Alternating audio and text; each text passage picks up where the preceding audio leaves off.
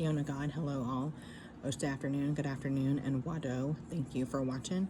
So we're finishing up Chapter 4, Transformation of America, the True Life Story of a CIA Mind Control Slave by Kathy O'Brien with Mark Phillips. And then we'll get into the proof, because they put photos of the proof, like the evidence in there. During this period, my life and liberty was threatened by the Nashville Metro Police Department. This verbal death threat was delivered by Metro Homicide Captain Mickey Miller and echoed by his friend and subordinate Lieutenant Tommy Jacobs. Miller said, "You best forget this woman. Walk away from all this now before your health changes," Jacob said. "There's nothing wrong with that kid and her father Cox can't fix. She just has allergies. You'd best forget you ever heard of either one of them." And Mark Phillips says, "I have all this conversation on tape." Within a few months of these threats came others threatening both our lives and liberty from every branch of law enforcement within the state of Tennessee. This included the Nashville office of the FBI. The latter was in the form of a clerical mistake on the part of the FBI that was to be a frame-up for my supposedly threatening the President of the United States, George Bush. This charge was totally groundless and was subsequently dropped, but only after I secured a lawyer. It was now 1991, and Kathy and I had determined that we must proceed with phase 2 of our pursuit of justice through a well-organized information dissemination campaign. The funding for this project would indirectly come from the assistance of Bill Ross, who also provided constant moral support. Kathy and I have always felt uncomfortable exposing gentle persons like Bill Ross to such horrific information as pertains to trauma-based mind control.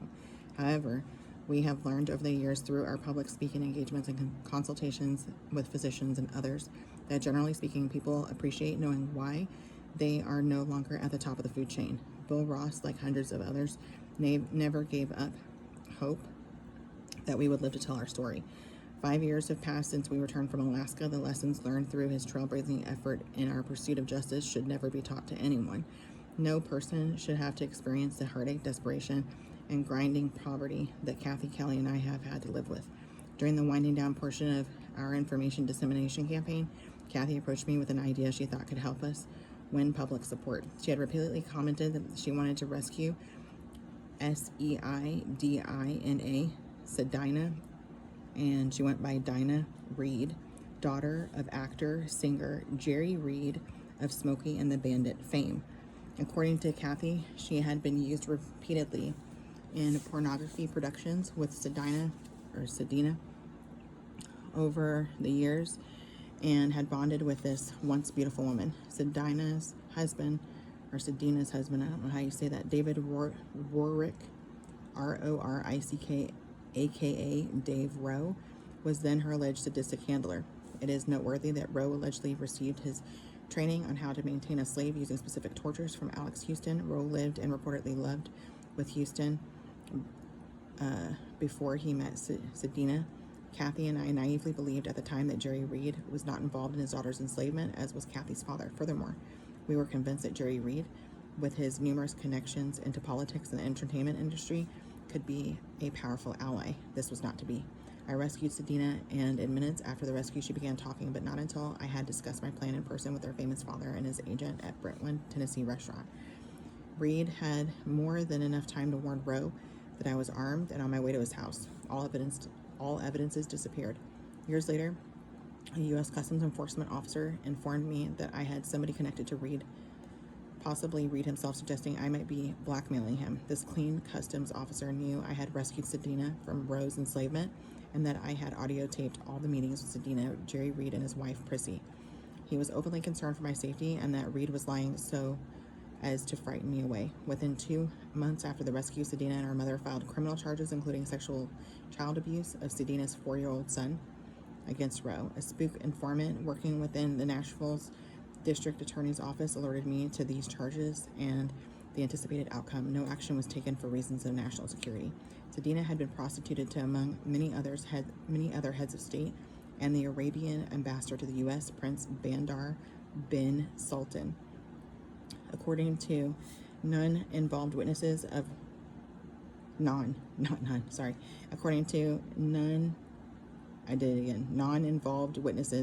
of one of her encounters with Bandar, friend of George Bush's.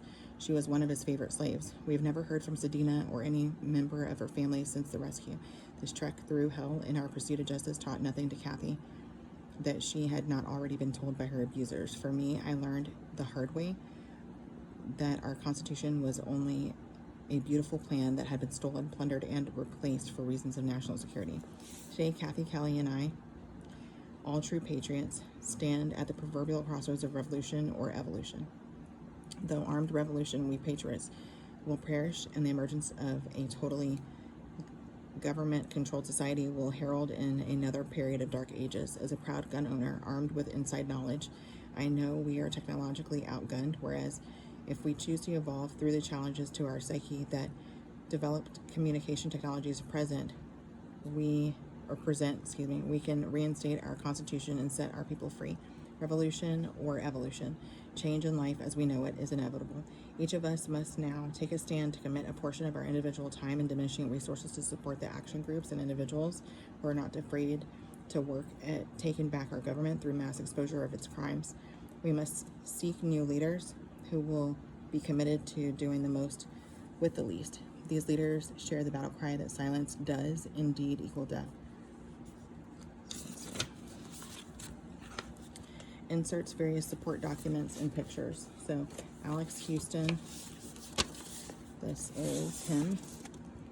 That's and then he was like a ventriloquist guy. He just looks creepy. I don't know. And then the news article, "The Power of Saving Energy," February 5th, 1988. This was the resignation of Alex Houston. So here's the article. And the resignation, which goes this way. I don't even know if you can see that. And then over here it's got when he did the dealings with the people overseas, their business cards, and the joint venture where everybody signed their names for the contract that he was talking about. Good stuff. Next is the laser systems and electronics, and Mark Phillips was the national sales manager in the medical division. Other things that are associated with him that he did throughout his life, his business cards are all there. So you can see those various jobs that he held and positions he held. And then here's the U.S. Department of Justice, a letter to Mr. Mark Phillips. And that saying that he could be subpoenaed to a grand jury. It says, "This letter will advise you of the following matters pertaining to testimony before the federal grand jury for which you have been subpoenaed. You're possible subject of investigation by the federal grand jury. This means that the United States Attorney's Office of the grand jury has substantial evidence linking you to the commission of a crime, and you are, in the judgment of the United States Attorney's Office, a possible defendant. The grand jury is conducting the investigation of possible violations of federal laws, including Title 18 U.S.C. Section 871, mailing, threatening communications. You may refuse to answer any questions if a truthful answer to the questions would tend to incriminate you. Anything you do or say may be used against you in the grand jury or in subsequent legal proceeding.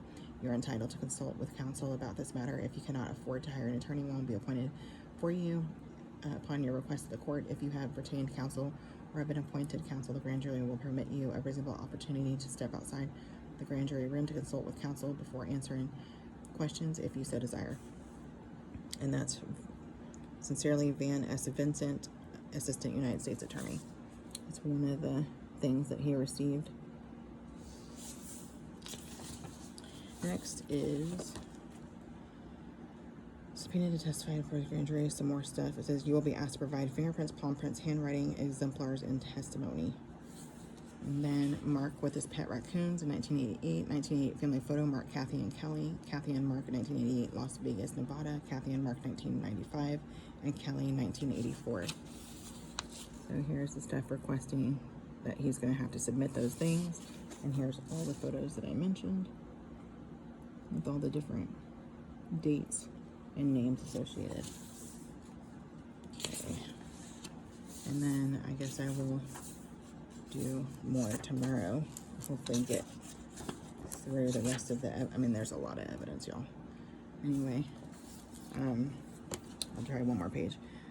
Kathy in Cozumel, Mexico, prior to prostitution to President de la Madrid, 1986. 1987, Kathy and Kelly, drug run in Key West. Kathy during CIA cocaine operations with Jeff Merritt, St. Thomas, U.S. Virgin Islands. Kathy on NCL's Stirrup Cay near CIA communications. And it says down here, please note Cheney's Oz hourglass used on Kathy. And this is Pierre. So here are those things. And right here is the hourglass. I need to scrub my fingers. I was just doing some baking. Anyway, there's an hourglass that was used on Kathy later, which you'll hear about that. Anyway, don't go hang, to mean a good to meet again. Love you, mean it.